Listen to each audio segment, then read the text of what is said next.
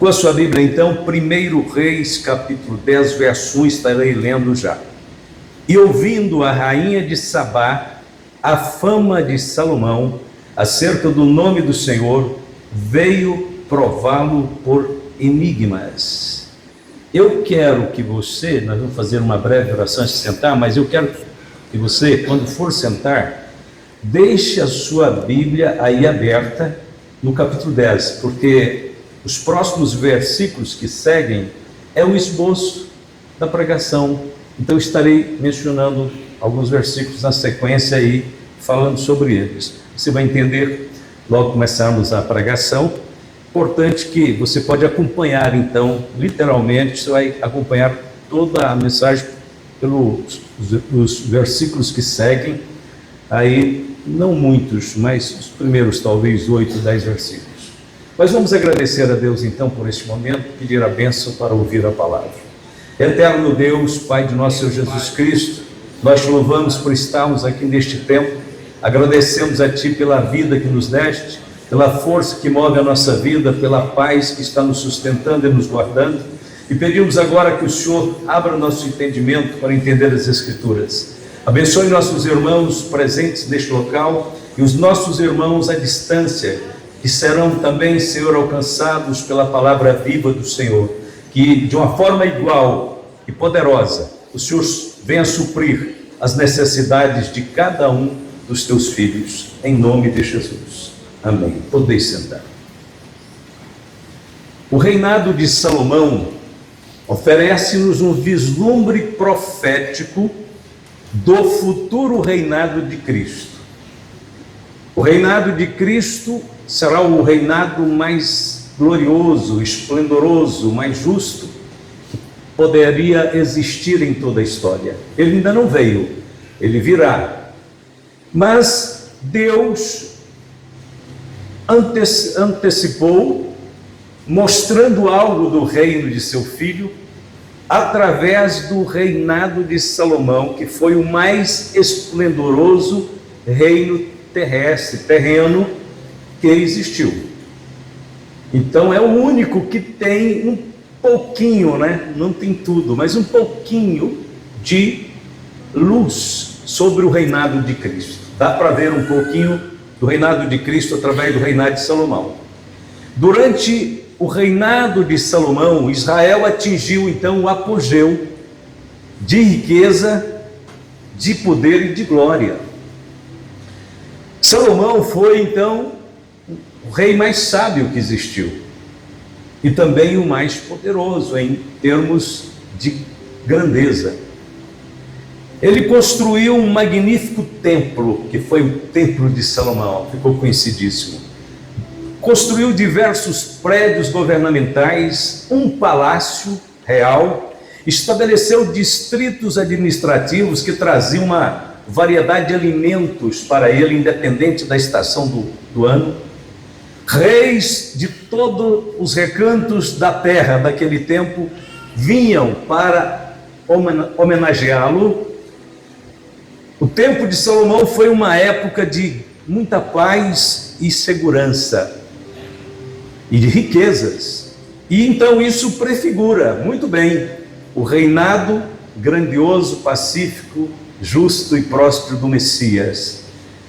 Sobre isto, o próprio Salomão escreveu num outro texto que eu vou mencionar. Ele diz: nos seus dias florescerá o justo, e abundância de paz haverá enquanto durar a lua. Dominará de mar a mar, e desde o rio até as extremidades da terra. Aqueles que habitam no deserto se inclinarão ante ele, e os seus inimigos lamberão pó. Os reis de Tarsis e das ilhas trarão presentes. Os reis de Sabá e de Sebá oferecerão dons, e todos os reis se prostrarão perante ele.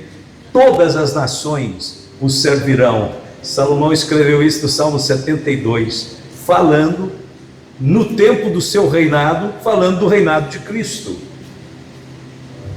Dentre os vários povos que prestaram homenagem ao grande rei Salomão, estava uma rainha que se destaca, é mencionada no Novo Testamento. Jesus a mencionou pelo nome, a rainha de Sabá.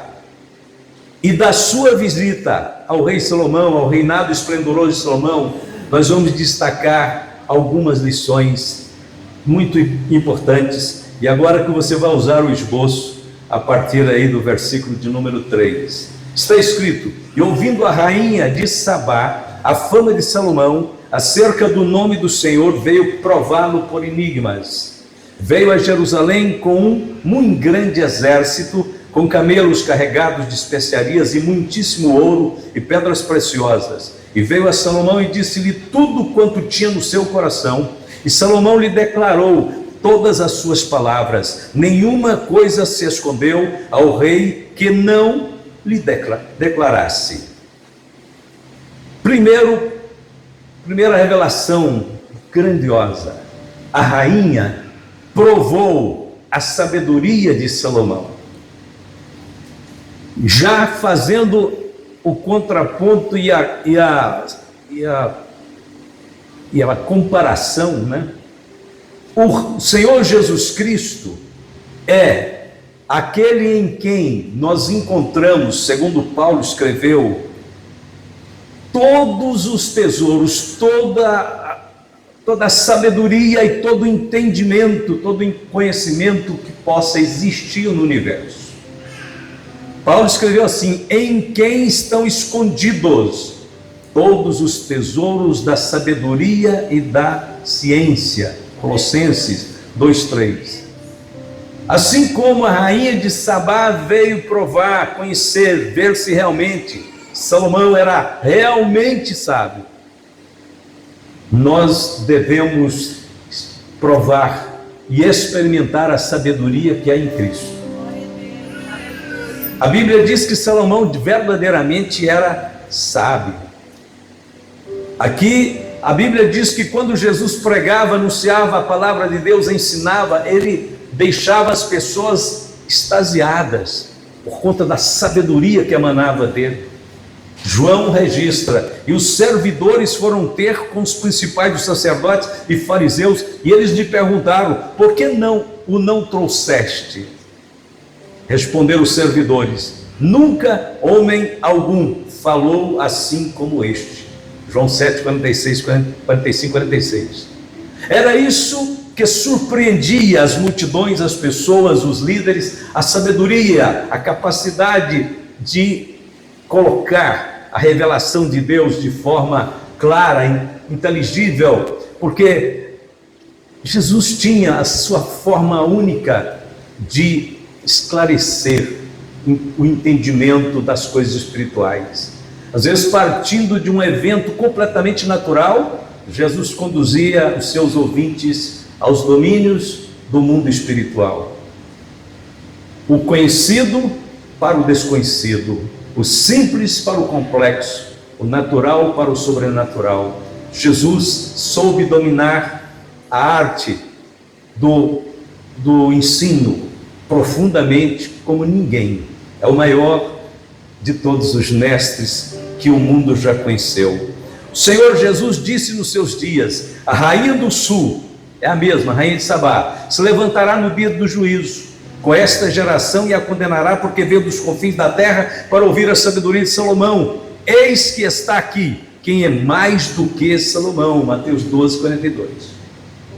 Então o próprio Senhor Jesus, nos seus dias, declarou que ele era mais quer dizer, mais sábio, mais poderoso, mais sublime, mais elevado do que Salomão. Salomão foi grandioso em seu tempo, maior do que todos os homens, mais brilhante que existia. Mas Jesus vem e disse: aqui está alguém que é mais do que ele. Então nós, se alguém tem essa nostalgia de pensar assim: eu gostaria de ter vivido no reinado de Salomão, você está vivendo dentro de um reinado muito maior, muito mais abrangente, muito mais sublime, muito mais cheio de revelação, de conhecimento, que é o reinado de Jesus Cristo. Vamos seguir, capítulos de 10 de 1 Reis, versos 4 e 5. Vendo, pois, a rainha de Sabá toda a sabedoria de Salomão e a casa que edificara, e a comida da sua mesa, e o assentar dos seus servos, e o estar de seus criados, e as vestes deles, e os seus copeiros, e a sua subida pela qual subia a casa do Senhor, não houve mais espírito nela. Número 2, a rainha constatou a ordem do reino. Que ordem perfeita! Ela suspirou e disse: ah, é esplendoroso. Como é que pode haver uma ordem tão perfeita? Esse povo caminha igual, eles têm decência, eles têm ética, eles são educados, eles são perfeitos. Não era só o Salomão que chamava atenção e fazia todo mundo suspirar, dizer que rei tremendo. Não, a seus súditos, seu reinado inteiro. Havia então uma forma tão única daquele povo comportar, que a sabedoria de Salomão, a sua gentileza, a sua maneira de administrar, tinha contagiado todo o reino. As pessoas se comportavam de uma forma exemplar, que essa rainha aqui diz que não houve mais espírito nela. Ela teve que sentar, pedir um copo de água, eu acredito, e disse: não é possível alcançar um padrão deste, de um reino tão perfeito. O reinado de Cristo se destacará pela sua ordem. Aliás, já está se destacando pela sua ordem, pela sua retidão e pela sua santidade. Quando Isaías profetizou sobre o milênio, que é o reinado de Cristo, ele disse assim: ali haverá um alto caminho, um caminho que se chamará o caminho santo. O imundo não passará por ele, mas será para o povo de Deus, os caminhantes. Até mesmo os loucos não errarão. Ali não haverá leão, nem animal feroz subirá a ele, nem se achará nele, mas os remidos andarão por ele. Isaías 35, 8 e 9. O esplendoroso reinado de Cristo não será um reinado para gente valente, teimosa, brigão, valentão, porque aqui quando fala o leão não passará por ele, nem animal feroz, está falando exatamente de naturezas indomáveis. É o caminho de um reinado do povo manso e dedicado e pacífico, que caminha, que aproxima do rei, que vai até o trono, que adora, que ama, que perdoa. É totalmente diferente.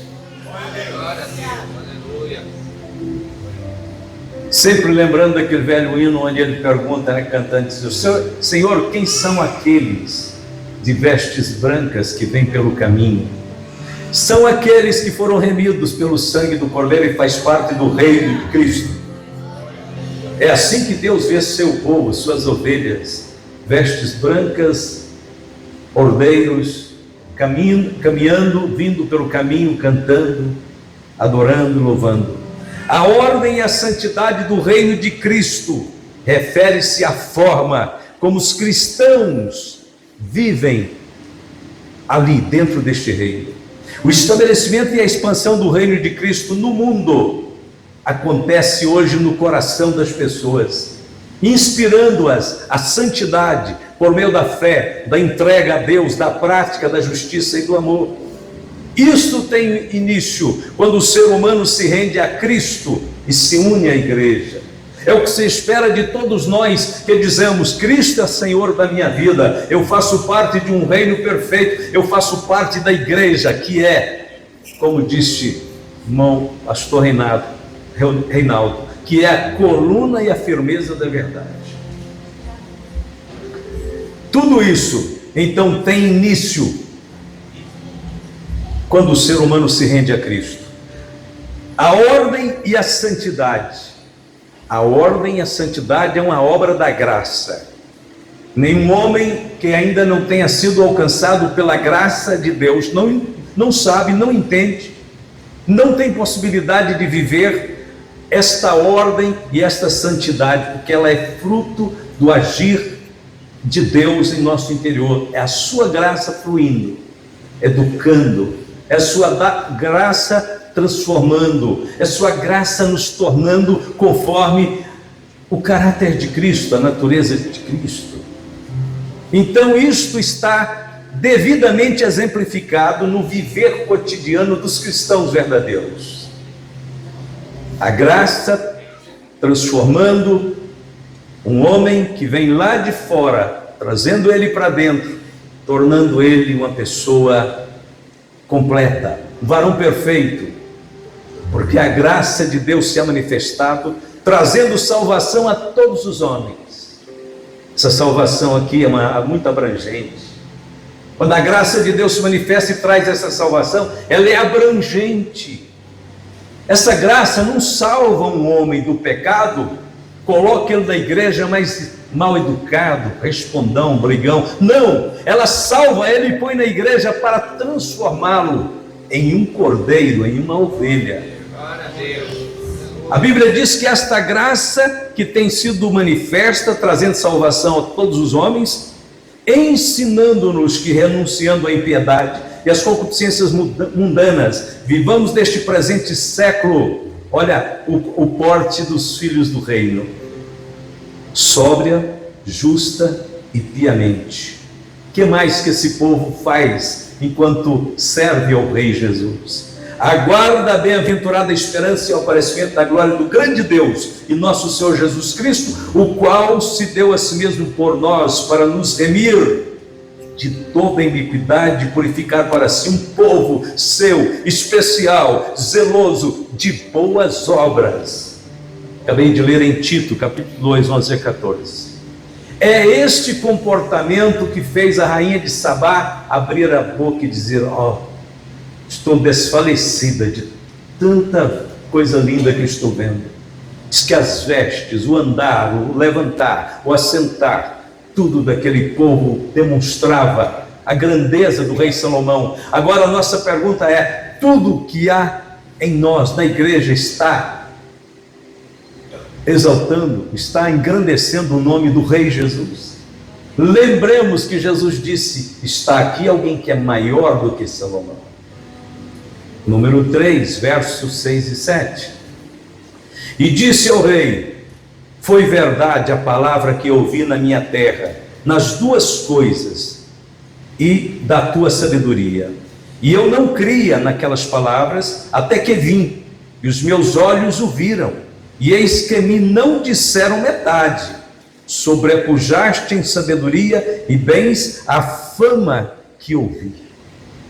A rainha declarou a sua incredulidade a princípio, mas depois confessou a sua admiração.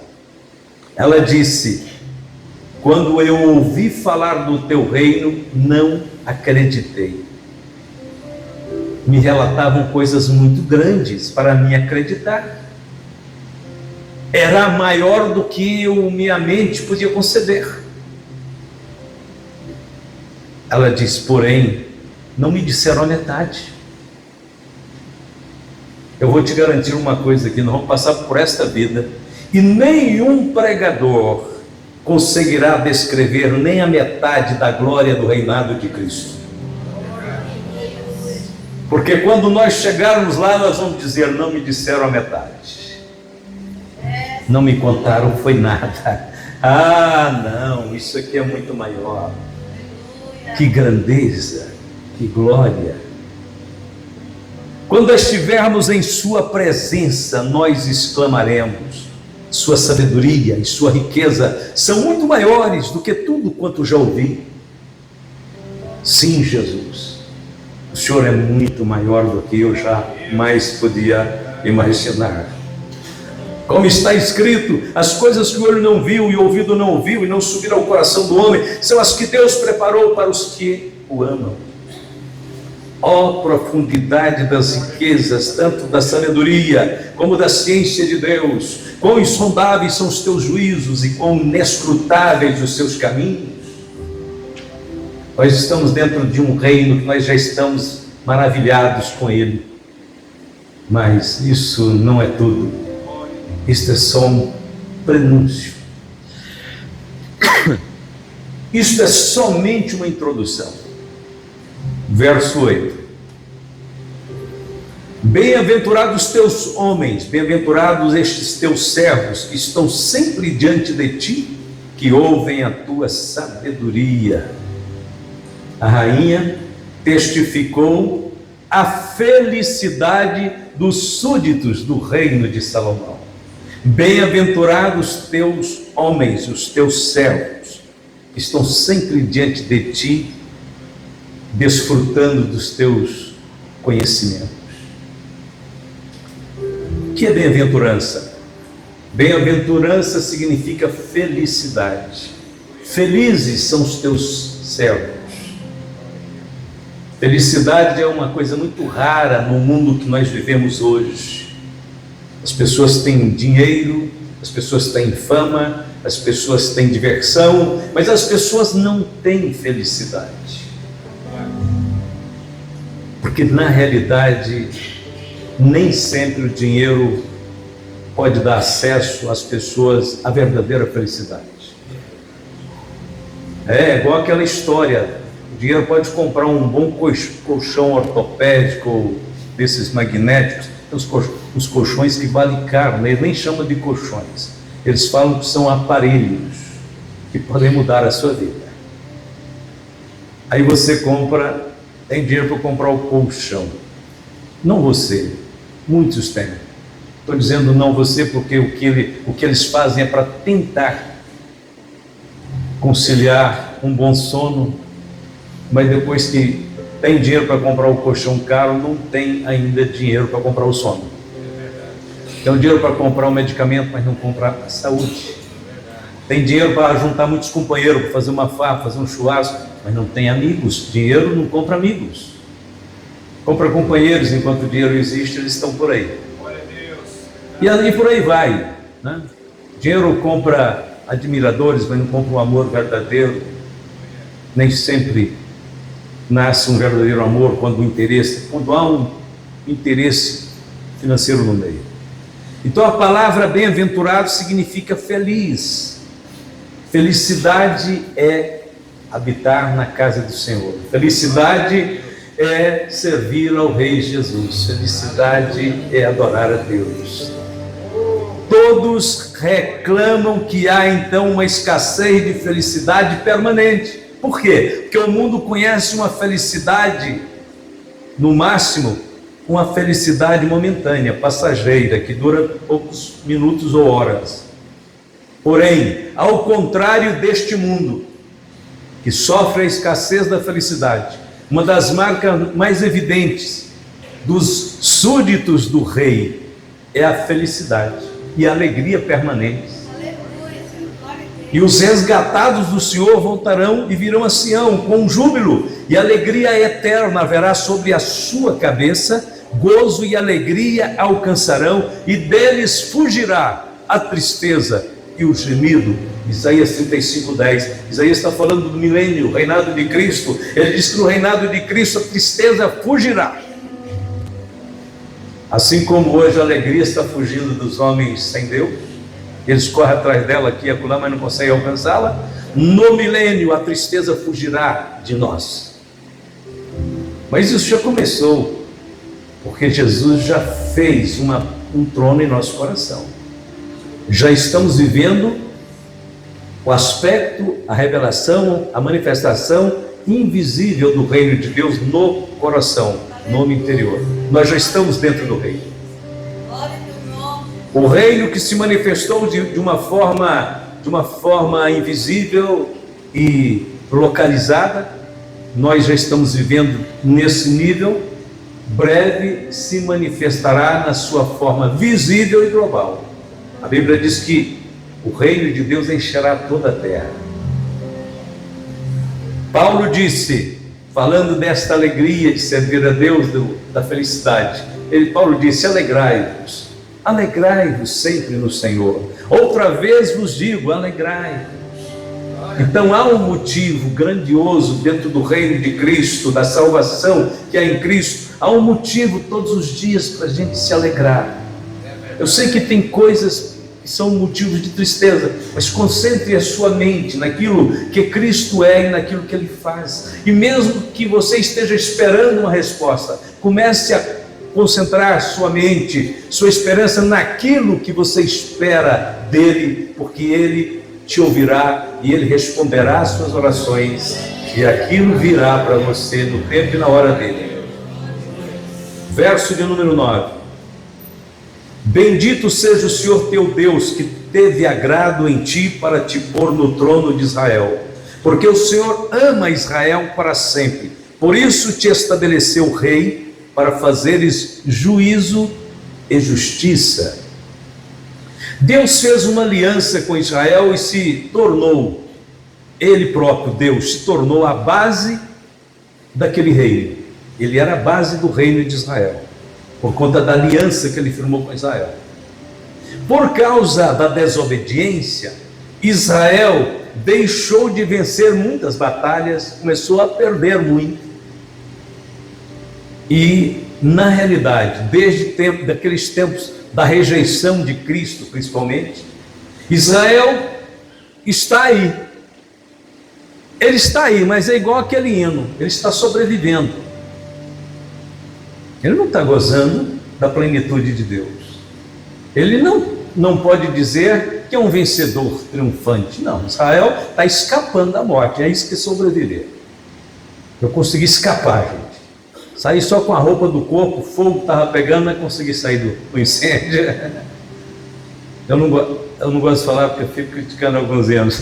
Mas realmente sobreviver é escapar, né? Eu consegui pular da janela enquanto o fogo estava ardendo nas minhas costas vazias. O hino depois fala que melhorou lá na frente, né? Melhora um pouquinho lá na frente. Eu só fico incomodado porque repete muito a palavra, e eu sobrevivi. E na realidade é que todos nós aqui estamos muito mais avançados do que sobrevivência. Nós estamos com vida eterna. Vida e vida em abundância, é mais do que sobreviver, muito mais. Sobreviver é o que eu estou falando, escapar com a roupa do corpo, manter só a vida, né? Glória a Deus. Então Israel por enquanto está sobrevivendo nessas batalhas, tem tido força lá para entrar em confronto e em busca lá dos reféns e tentar prescrutar e ir atrás daqueles subterrâneos onde estão reféns, muitos já mortos, e de qualquer forma não é uma vitória triunfante. Israel está cavando com as unhas tudo que pode e tal, mas vai chegar um tempo que Israel vai sair do seu estado de incredulidade. Isso está previsto na Bíblia. Por enquanto eles estão em incredulidade, é por isso que eles estão sofrendo do tanto que estão. Quando eles deixarem o estado de incredulidade, Israel voltará a ser invencível diante de todos os seus inimigos. As vitórias serão triunfantes, não são essas vitórias pela metade, que não resolve quase nada, resolve muito pouco. Paulo disse assim: porque não quero, irmãos, que ignoreis este segredo, para que não presumais de vós mesmos, que o endurecimento vem em parte sobre Israel, até que a plenitude dos gentios haja entrado. Assim todo Israel será salvo, como está escrito: de Sião virá o libertador, e desviará de Jacó as impiedades. E este será o meu concerto com eles, quando eu tirar os seus pecados. Assim que quanto ao evangelho são inimigos por causa de vós, mas quanto à eleição, amados por causa dos pais, porque os dons e a vocação de Deus são sem arrependimento. Romanos 11, onde Paulo trata da vocação de Israel, da sua incredulidade, da sua desobediência, do seu tempo de castigo, tempo das impiedades de Jacó. Esta é a grande lição preciosa para nós cristãos.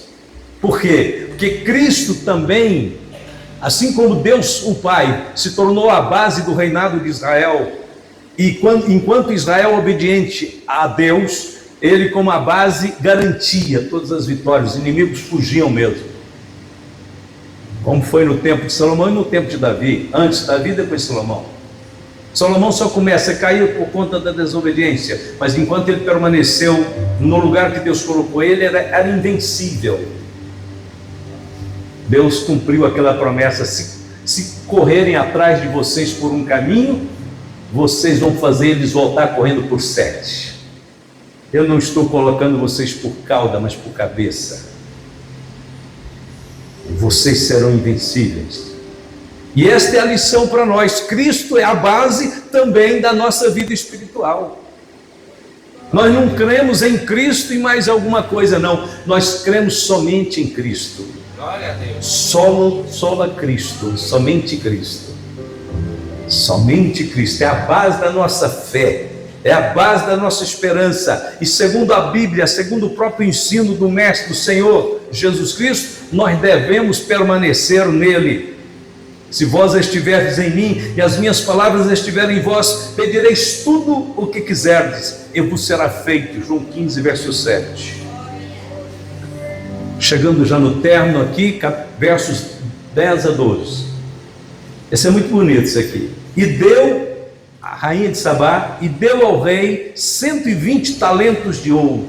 Era muito ouro. Me parece, se não me engano, era mais de 7.000 quilos de ouro.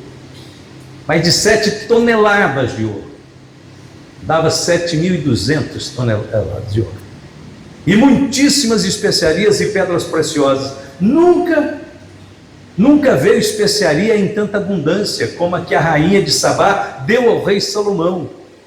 Também as naus de Irão, que de Ofir levaram ouro, traziam de Ofir muitíssima madeira de almugue e pedras preciosas. Ela trouxe presente nos camelos, em navios. Não, foi uma parada total. E dessa madeira de almugue fez o rei balaústres para a casa do Senhor e para a casa do rei, como também harpas e alaúdes para os cantores. Nunca veio tal madeira de sândalo, nem se ouviu até o dia de hoje. A rainha escolheu os presentes mais caros, mais raros, para levar e surpreender Salomão. Diz: olha, está aqui, eu estou vindo lá do sul, trazendo para você os presentes mais lindos e valiosos. Agora preste atenção, essa é a parte final.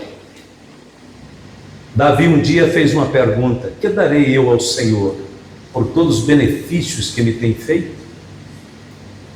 1000 anos depois da rainha de Sabá, uma outra mulher entrou numa sala onde Jesus estava e ofereceu para ele o melhor que ela tinha, o perfume mais caro, o perfume dos príncipes. E estando ele em Betânia, sentado à mesa em casa de Simão, o leproso viu uma mulher que trazia um vaso de alabastro com unguento de nardo puro de muito preço, e quebrando o vaso, lhe o derramou sobre a cabeça. E alguns houve que em si mesmos se indignaram e disseram: para que se fez este desperdício de unguento? Porque podia vender-se por mais de 300 dinheiro e dá-lo aos pobres. E bramavam contra ela. Jesus, porém, disse: deixai-a. Para que a molestais? Ela fez-me boa obra, porque sempre tendes os pobres convosco, e podeis fazer-lhes bem quando quiserdes, mas a mim nem sempre me tendes. Esta fez o que podia, antecipou-se a ungir o meu corpo para a sepultura. Em verdade vos digo que em todas as partes do mundo onde este evangelho for pregado, também o que ela fez será contado para a sua memória. Marcos 14, 3 a 9. O que nós temos oferecido ao Senhor, ao rei, que trouxemos para o rei? A rainha de Sabá trouxe o melhor da terra, não apenas do país dela, mas até de outros países. Ela foi em busca. Davi disse o seguinte: Davi foi um dos homens que mais deu a Deus, ofertou a Deus. Ele foi rico, mas ele dava para Deus muito. Ele disse um dia: porque quem sou eu e quem é o meu povo que tivéssemos poder para tão voluntariamente dar semelhantes coisas? E olha a palavra que ele diz: porque tudo vem de ti e da tua mão tu damos. Tudo que passar por esta mãozinha aqui e da sua também, que nós pudermos dar a Deus, na realidade foi Ele quem nos deu. Nós só estamos devolvendo um pouquinho. Davi entendeu isso, disse: Senhor, o que nós damos para o Senhor? Se é tudo o Senhor é quem nos dá, nós não somos capazes de produzir nada fora da sua perfeita vontade. E olha esse último pensamento aqui, verso 13: e o rei Salomão deu à rainha de Sabá tudo quanto lhe pediu o seu desejo, E agora vem uma palavrinha aí na frente. 1, 2, 3, 4, 5 palavrinhas. Leia comigo. Além do que lhe deu. Vamos lá de novo. Vocês acharam aí? É o verso 10. Não, verso 13, aliás. Vou ler de novo aqui. O rei Salomão deu à rainha de Sabá tudo quanto lhe pediu o seu desejo. Aí vem, além do que lhe deu. Pode ser que tenha uma tradução com uns detalhes e até esclarece. Está dizendo aqui que Salomão deu para ela muito mais do que ela deu para ele. É assim que acontece no reino de Cristo. Você pensa que está dando tudo, está oferecendo tudo. Jesus, agora eu fiquei pobre, eu dei tudo na igreja, entreguei tudo lá, agora eu não sei o que eu faço mais. Antes de você sair da casa do Senhor, Deus lhe dá além do que você deu para Ele. E é este mesmo processo e o princípio do reino de Deus. Quem dá, recebe. E quem planta, colhe. E segundo as leis do plantio e da colheita, a gente sempre colhe mais do que semeia, sempre mais do que planta. A gente sempre tem mais benefícios quando você joga a semente na terra. Põe um grão, aí vem as espigas com centenas e milhares de grãos. Nós nunca venceremos o rei no plano de doações, de ofertas, de dízimos. Agora eu estou dando muito, que agora eu estou dando dízimo, estou dando oferta, estou dando doação. Onde eu vou parar com isso? Você vai parar na plenitude da prosperidade. É isso que vai acontecer. Mas vai mesmo, se você souber. Se você souber, vou usar uma palavra humana muito mesquinha, mas não é isso que Deus permite. Deus manda você fazer isso. Se você aprender a negociar dentro do reino de Deus, dando igual Deus a rainha Sabá, o melhor, os mais vultuosos presentes, traga para a igreja, traga para o reino de Deus, traga para a obra. Se prepara depois para receber. Prepara, sabe por quê? Jesus disse um dia: dai e ser-vos-á dado. Boa medida, recalcada, sacudida, transbordando, vos darão, porque com a mesma medida com que medirtes, também os medirão de novo. Ninguém vence o Rei Jesus na área das ofertas e doações. Você dá um tanto, logo você colhe o dobro daquilo. Aleluia. É a lei da colheita. Sempre colhe mais do que semeia. A semeadura é muito pequena, mas a colheita é muito grande. E talvez você tenha que esperar um tempo, né? Começa a semear hoje, você não pode às vezes querer já colher amanhã. Não tem um tempo, o arroz não demora uns 4 meses? Planta, tem que esperar. Vai crescer, vai frutificar, vai chegar o tempo da colheita e você vai certificar. Você plantou um saco de arroz, dá para colher um 100? Dá mais de 100? Um saco de arroz dá mais de 100. Que é isso? Isso aqui é multiplicação. Tem um rei mais generoso que o nosso rei? Não existe um rei, um reinado tão glorioso como esse. A Bíblia diz que Salomão deu mais a ela do que recebeu. A princípio parecia que ninguém podia vencer aquela oferta, aquela doação da rainha de Sabá. O rei venceu. O rei venceu, saiu mais glorioso que nunca. Olha, nessa conclusão aqui, com as palavras mais objetivas possível, a rainha foi lá ver Salomão primeiro para ver. Não acredito que seja tão sábio como estão dizendo. E ela começou a fazer perguntas, enigmas e fazer testes. Ela chegou como uma competidora. E do meio para frente da visita dela, ela se tornou uma admiradora. Ela foi para testar. E lá no final da visita ela estava rendida, não conseguia nem levantar. Disse: que é isto? Que reinado tremendo! A igreja é a expressão visível do reino invisível de Deus. Nós já estamos dentro do reino, sendo governados pelas leis do reino. Agora devemos viver de acordo com a vontade revelada pelo Senhor na Bíblia. O reino de Deus hoje está localizado em nossos corações. Se nós vivermos em obediência a Cristo, somos seus súditos e Ele é o nosso rei. Mas brevemente o reino virá em sua forma visível, completa, integral, global, e ele assumirá o controle sobre toda a terra. E a Bíblia diz que os santos do Altíssimo receberão o reino, possuirão o reino para todo sempre, de eternidade em eternidade. A Bíblia diz: nós reinaremos com ele. É isso que Deus promete ao seu povo, que o adora, que o serve, que o ama aqui na terra.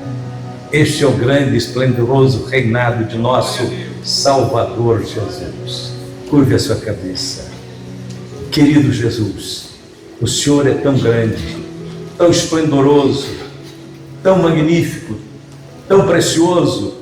Senhor, nós te adoramos neste momento, nós te damos glória e honra.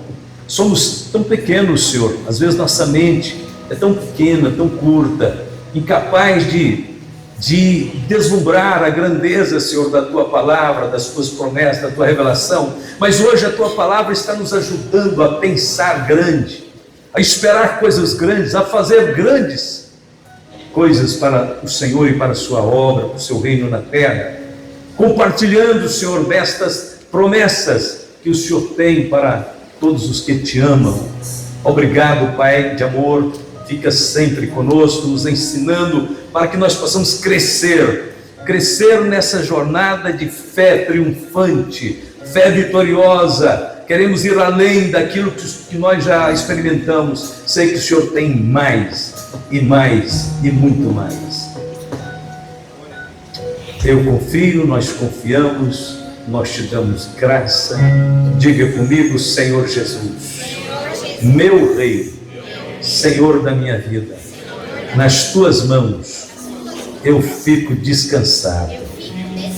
Quero te adorar todos os dias, te servir, porque Tu és o Rei sobre toda a terra.